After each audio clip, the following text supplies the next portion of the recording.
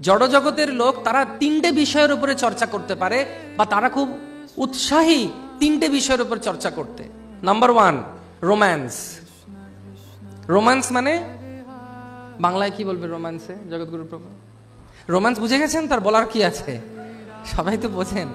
হ্যাঁ, তো প্রেম ভালোবাসা সম্পর্কিত, সেটা সবাই শুনতে চায়। সেজন্য ভগবান কি লীলা করলেন? বৃন্দাবন লীলা করলেন। কৃষ্ণর মতো রোমান্টিক ভগবান কেউ হবে? আর কেউ হবে না, কারণ একম এবং দ্বিতীয়ম। এবং রোম্যান্সের পরে কি আসে? বিবাহিত রোম্যান্স, দ্বারকা লীলা, হরে কৃষ্ণ, সেটাও আছে কৃষ্ণ লীলায়।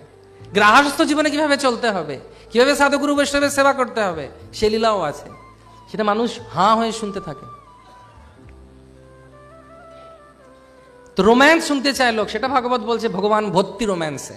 তারাও শুনতে চায়, কি হলো রে।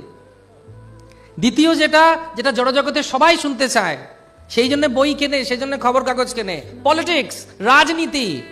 আপনারা বলুন, মহাভারতের মতো রাজনীতি আর হবে? সারা বিশ্বে একটা দেশকে সম্পূর্ণভাবে নিথর করে দিত 1 ঘন্টার জন্য ভারতবর্ষকে একটা সিরিয়াল। মনে আছে কি সিরিয়ালটার নাম কি?